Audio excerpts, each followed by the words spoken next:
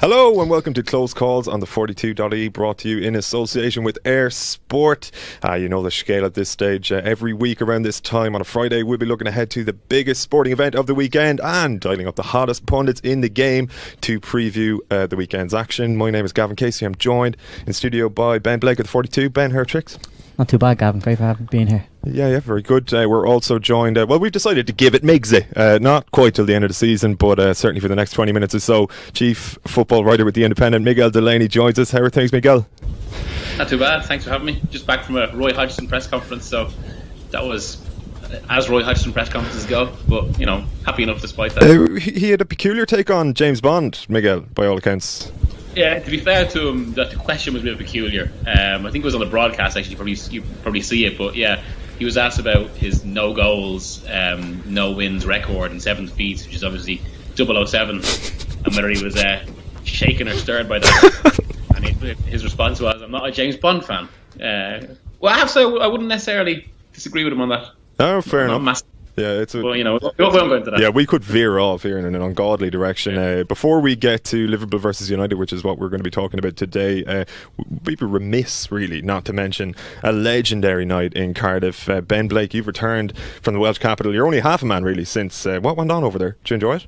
Yeah, unbelievable night. Listen, bagging nerves, I suppose, for 90 minutes. Just even when we were going into injury time, still kind of questioning whether we could see it out, but it was one of those incredible nights, you know. Got the result in the end, I suppose. Martin O'Neill went over with a game plan to frustrate and to not to concede, and with some heroic performances when you look throughout the team. Darren Randolph and Shane Duffy, I suppose, in particular. But incredible atmosphere at the Cardiff City Stadium. The Welsh fans singing the national anthem at the start was unbelievable, and I suppose the Irish fans, the longer the game went on and the more likely it seemed that Ireland would get a result, the Irish fans continued to sing louder and louder. Yeah, I think being in the stadium, like, you're naturally going to be nervous as the minutes ticked on. Miguel, I'm not sure if you were there yourself, but like, I certainly wasn't. I was watching it from home, and I felt watching it after Ireland scored that they were actually surprisingly comfortable. Like, Wales sort of threw their hat in it in a sense, realising they weren't going to break them down. I thought they were pretty comfortable after the Joe Allen injury, to be honest. I was actually on my way back from Lithuania.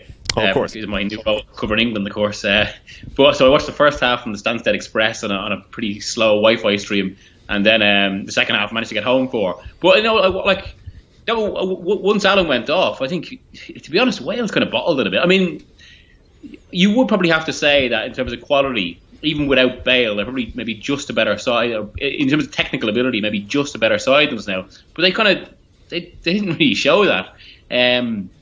And I think it's one thing you have to credit Ireland. Actually, it's funny.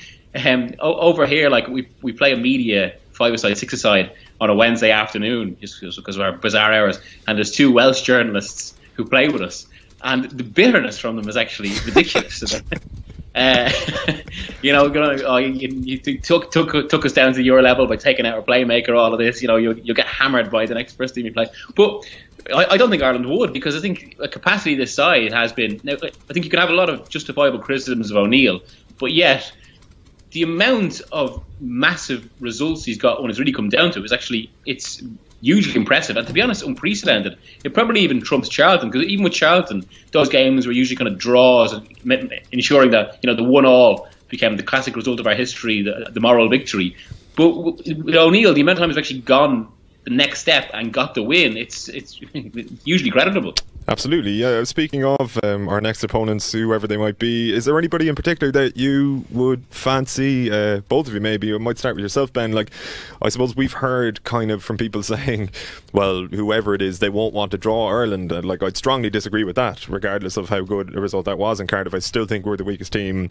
Well, one of the weaker teams that are left in it. But by the same token, as Miguel says there, under Martin O'Neill, we have this unprecedented ability to dig it out and just get this win. So, with that in mind, who would you be looking forward to? I'd love to avoid Croatia at all costs, and I suppose next after that maybe Italy. I know we beat Italy not too long ago, but it was their second team at the end of the day. The Swiss had a great record in the qualifiers. They'd won all 9 of their games before they played Portugal this week, and then lost in the final game 2-0. But it looked to be a fairly weak group, so I don't think we have a huge amount to fear from Switzerland. And Denmark, yeah, I think we probably give them a good game over 2 legs as well. We owe them for Clonmacnoise as well. Miguel, is there anybody in particular you think would suit Ireland stylistically, or anybody that stands out? To be honest, I think I'd agree with Ben. On one side, I'd actually want to avoid above anything Croatia. Yeah, funnily enough, I was talking to a journalist based in Italy during the week, and when the point was made about O'Neill and his capacity for wins, they said that actually on Italian television, and even some former pros about, they want to avoid Ireland because they just seem to have this capacity to make life difficult for you. So it's one of the teams that Italy don't want to play, actually. And I think Italy are a bit of a low out themselves. I think they're more beatable than you're ever really going to get them, to be honest. Even more beatable than in Euro 2016 when they were through and had a weakened team or whatever. But it's still a Conte side. I wouldn't, now obviously you wouldn't want Italy, but I wouldn't necessarily be too frightened if we got them. I think Croatia are a better side right now. Denmark I'd be only slightly wary of, I suppose, because the form of Christian Eriksen looks on fire. And Switzerland is always a funny one in that sense. They are one of these, I mean, we even saw it with Austria in the last Euros. They had a perfect record in qualifying, but yet ended up being a hugely beatable side. And Switzerland looked very ordinary against Portugal on Tuesday night. So, yeah, but just Croatia, to be honest. Yeah, well, that's speaking of setting up defensively, absorbing pressure and looking to nick a cheeky goal on the break. Liverpool host Manchester United in the Premier League. The international exhilaration is finished, and now it's time for a Premier League break, a much derided Premier League break. Miguel, you literally wrote a piece today in The Independent about, I suppose, the recent history of this fixture and how it's flattered to deceive so often. I mean, this is the feverishly anticipated sequel to Red Monday, and it is potentially going to stink the gaff out again. Do you think we might see a more, I don't know, expansive, attractive, entertaining game tomorrow, or is it going to be much of the same? The one thing I suppose that could save it is the fact that, Klopp is Klopp and will attack. I think that was one thing about last year's game. I mean, I don't think you'd put that on Klopp. Mourinho obviously set it up defensively that day, and was so concerned with Liverpool's attack, even brought it up afterwards. But to be fair to Mourinho, one thing about him, and I think this happened when he was Chelsea manager. I mean, if everyone remembers in his first season back at Chelsea, that game at Anfield where, they made an absolute virtue over sitting as deep as possible and ruining Liverpool's title chances. But then a few months on, when he had more of a team that he wanted, they were much more assertive and attacking. So I think that could potentially save this game. Because I think United will come out a bit more and they'll want to kind of maximise the form they're on. But yeah, it was in relation to the history of this fixture. It was something I got thinking of actually with all that Red Monday rubbish last year and how bad the game was. And that was a nadir, and it did feel as if the hype had never been greater and the game never been worse. But it did kind of get me thinking about how this match is always actually, for the last 10-15 years, has been pretty bad. It's always a bit of a letdown. So it kind of, just thinking of that, I did a piece for The Independent for today and spoke to a few kind of former United and Liverpool players. And I think there's a few reasons for it, even from what they said. I mean, Michael Silvestre, who I spoke to for the piece, and he was one of the players he probably never had, or in terms of introductions to that match, there's probably never been one as intense as Silvestre. He signed for United on the Thursday and was in the team on the Saturday morning. Very few instructions from Ferguson, and that game was actually one of the last kind of helter-skelter matches. It was a 3-2 where Carragher scored twice, and actually since then there's only been one game, and this is in 18 years, only one game between the two sides where both of them have scored more than one goal in the game. That was the Berbatov hat-trick in 2010. But he was kind of describing about how much this was a bit of a free-fall, whereas by the time he left United, kind of close to a decade later, 06, 07, even Ferguson, he said the game plans were so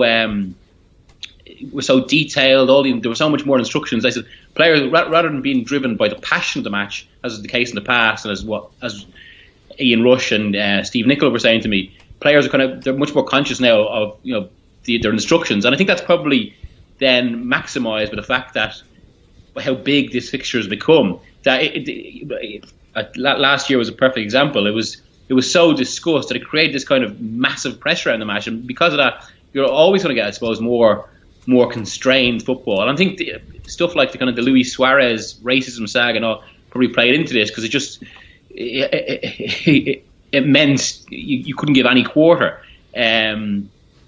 So yeah, I think that explains why. I mean, if you think about it as well, when was the last really memorable? Like, all right, there have been moments, like, you know, Gerrard getting sent off 46 seconds after coming on, or whatever the exact time was. There have been moments, but they've all come over fairly dreary games. And when was the last actually properly cracking match you can remember between the two of them? Yeah, I mean, maybe the only iconic one in recent times was probably 4-1, but not necessarily because it was an entertaining game, but more so it was impactful. Ben, I suppose if you look at the two teams tomorrow, like, there are key figures missing as well, and you'd kind of wonder maybe it'll open up space a little bit. Like, Fellaini is missing obviously for United, and Pogba ruled out, we think, kind of long term, or at least medium term. You'd expect Ander Herrera to slot in there, and then conversely Liverpool are missing a very important player in Sadio Mane. Like, how do you see it unfolding, and how do you see United lining up for example tomorrow? I don't necessarily see the players missing opening up space, but I do think there's going to be opportunities. Like you said, Ander Herrera hasn't been a regular so far this season, but he's likely to come in, and it's one of the kind of type of games that he'll relish. He's like the player version, I suppose, of Mourinho in terms of going out and just kind of sticking to your guns and doing the job that's you've been tasked with. In terms of Liverpool, obviously Mane missing out, having been injured in the international week with Senegal. I suppose that probably means that Coutinho more likely to be pushed from the midfield three into the forward three to play alongside Firmino and Salah. There's been a bit of talk the last couple of days, obviously, over the pair that I just named there were away with Brazil up until Tuesday, meaning they had a long flight back, and they only kind of arrived into Melwood, I think, Thursday morning. I was just reading quotes from Klopp this morning, and he kind of suggested that, yeah, it's a long flight, but at the same time they would have been pretty comfortable given he's seen the price it cost to fly them home. Same as Miguel coming back from Lithuania. What about Liverpool then, Miguel? Like, I mean, Klopp, as you mentioned, like, maybe wasn't necessarily to blame for the sort of stagnation of the game last year, or this corresponding fixture last year. Is there a way that, were United to line up similarly, or at least sit back deep, that he can change things up this time around? Like, because I think if you look at it on the whole, there's an argument to be made that Liverpool have maybe regressed slightly from that stage this last season. Yeah, I mean, they're not free scoring anyway, and it does. I mean, I suppose there's two ways of looking at it, and it was kind of mentioned that other piece it did, because I had heard that after the Newcastle game, which was the latest kind of, well, not a blank, but the latest kind of frustration they had, Klopp has been considering changing things up. But I suppose on the one hand they're making loads of chances, and it does feel like if they get to a game where they get 1 or 2 and they're suddenly 2-0 ahead, they'll be released and everything will be fine. On the other hand, it does speak to maybe something bigger than that. I mean, Salah is, I think, one of the most frustrating players in that way, because there's so many times where he's basically through on goal in an opportune position, and then has this kind of very odd kind of fluff of a finish, and he, I suppose, is taking the Mane role tomorrow. And so they just won't have that same thrust about them. But yeah, so I mean, I had heard that there was really, after the Newcastle game, there was nothing off the table for Klopp. He would even consider changing the system. But I do wonder, given how little time he's had to work with his main player, particularly as I mentioned there with the two lads from Brazil being away until Thursday morning, he would go for that radical change in that limited time, and especially the fact that it's United. And also, it could be exactly the wrong thing, because I suppose, you know, as has been so discussed, Klopp's sides have such a great record against the rest of the top 6 because, and I think one fair rationale for that is because the better sides are more willing to come out and play, and it means Liverpool have something to react to, and more importantly, space to break into. Now, the interesting thing about last season's game, but United didn't play like the rest of the top 6 sides against Liverpool. They played like a bottom 14 side, and they sat back and sat deeply and frustrated them. Whereas if we expect Mourinho to play more assertively in this match, and I think it was fair to expect that, given United's form, given how they want to make a point, then suddenly it could actually play into to Klopp's hands in that sense. So suddenly perhaps a change for this game would be the wrong thing to do, because United will play in that way, bizarrely in that excellent way that is actually excellent for Liverpool. So there's almost a little bit of a dilemma for both managers in that sense. I think both have a big decision, but then the success of that decision is almost based on whether the other one makes his decision too. Yeah, big time. Like one of the things you mentioned, like reading quotes from players, and I think it was Ceallaigh who Miguel mentioned there, was talking about how Liverpool have to be prepared to fight United. And I can't help but wonder, do Liverpool players expect this to be an extremely physical game from United's on United's part, at least, because obviously they recruited a lot of big men, strong men, and that's been well discoursed at this point, that Mourinho has an extremely tall team. He likes physicality, whatever. Last year wasn't necessarily that type of game. It was just more, I suppose it was tactical in more of a positional sense, in that there wasn't necessarily tackles flying in. It was just both teams cancelling each other out. Can you see United trying to sort of impose a physicality tomorrow? Like, is that the right way to go about a game in Anfield, where you've got now 50,000 odd people screeching at you for every indiscretion? I'd say they probably will, to be honest. Like you said, it's a team full of 6 foot plus men, the type of team that Gordon Strachan would love to have. I know he's left the Scotland job in the last few days, but it's exactly what he was talking about in terms of genetics with Scotland the other day. We mentioned Ander Herrera. He'll be throwing himself about and kind of at times plays on the edge, and you wouldn't be too surprised to seeing maybe a yellow or red card that way. Nemanja Matic has come into the midfield and done, I suppose, wonders to the team in terms of what he brings. So could well happen, yeah.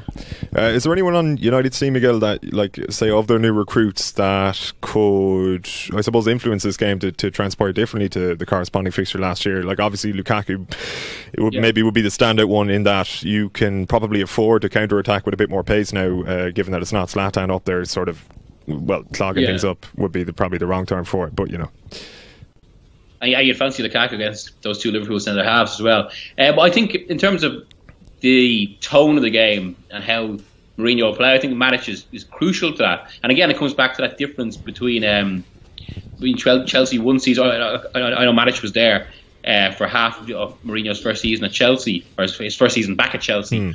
But I think the one thing with Mourinho is that if he doesn't have complete confidence in his side, or he doesn't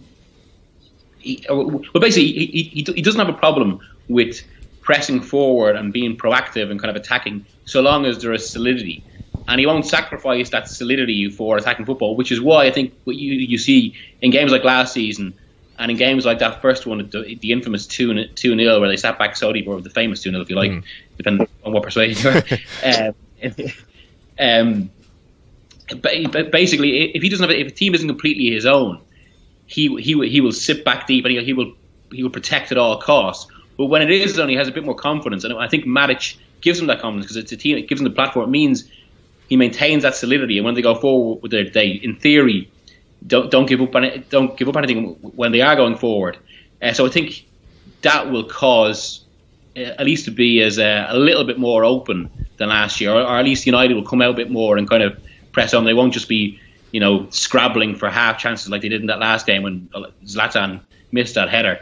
And I know there was a big debate actually last season about had Zlatan scored that header, it would have been another Mourinho masterclass. But I'm not sure that's the case really, because it wasn't one of those. It wasn't one of those games where, like, say, when he was Chelsea manager in 2013-14 and they beat Man City away from home with Ivanovic's goal. It wasn't they were solid and yet always posing a threat. I think tomorrow will be much more like that. Interesting. Well, boys, we'll come back to you for both of your predictions in a second. We did first catch up with the Gooch, Colm Cooper, who is a self-professed Liverpool fan. He had this to say on tomorrow's fixture. Here's Gooch. Look, it's been very mixed, to be fair.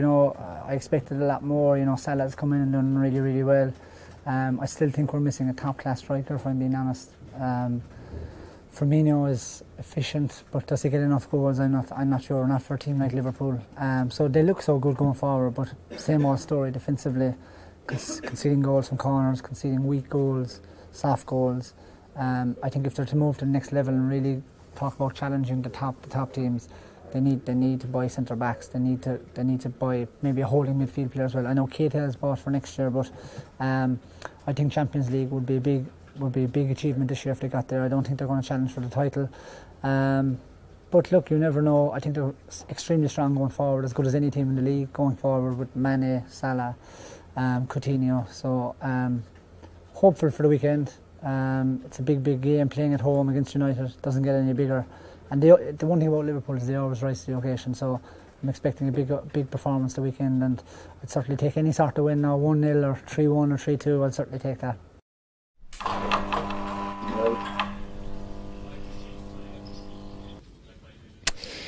The Gooch questioning Liverpool's defence there. What would Ken Early make of it all? Ben, let's start with you in terms of predictions. How do you see it going tomorrow? Like, who wins and why? I think, as it has been over the last couple of years, it's going to probably be a cagey affair. Most likely won by the odd goal. United are significantly improved on last year. As we said already, both sides are missing a couple of key players, but I'm going to go with Manchester United to win by 1 goal. And Lukaku has a poor record against Liverpool over his career. I think it's 1-7, but I'd fancy him to get one tomorrow. Yeah, I suppose that was an argument about Lukaku when he moved to United, like this flat track bully thing. I think that's sort of been disproven, and also there was a load of factors that you could have put against that anyway. Yeah. But I suppose, Miguel, this is United's first real test of the season. Like, they have had a very favourable opening in terms of fixtures. Do you think that matters? Like, that it is their first proper test going to Anfield? Will that influence their performance in any way? And who do you reckon is going to take it tomorrow, if anybody? Well, I think it's important that start in the sense that I don't want to say United's early form has been illusory, but I do wonder whether they're quite as good as some of these scorelines make. I mean, there's more. I think 3 of the 4-0 wins have come kind of sudden goal gluts when the opposition has collapsed, which does kind of change a bit. And I was at it's the one time I've seen them live so far this season. Like, I'm going tomorrow, but the one time I've seen was away to Southampton, and to be honest, they were awful. Yeah. Like, it was a really bad performance. And Lukaku again, kind of, I suppose, showing his value, just got the goal that made a difference. But had Southampton been able to score any sort of goal themselves at all, it could have been very different. So I'm still not entirely sure. I mean, I think they are better, but I'm still not exactly sure of their quality. But in that sense, they could be fortunate again that they might have got Liverpool at exactly the right time. I do think there'd be a response from Liverpool, though. So I'm actually going to say 1-1 draw. Yeah, fair enough. I suppose we can't expect too much entertainment. So, gents, thanks for that. Miguel, pleasure as always. Thanks so much for joining us. We'll speak to you soon. Man. Enjoy the game. Cheers, Miguel. Cheers. Thanks, guys. Ben, cheers. We'll chat to you in about 2 minutes there over at our computers. That's all we've got time for here on Close Calls for this week. We'll be back again next Friday. Our thanks to EirSport as per usual. Enjoy the game tomorrow. Enjoy your weekend, and we'll chat to you next week.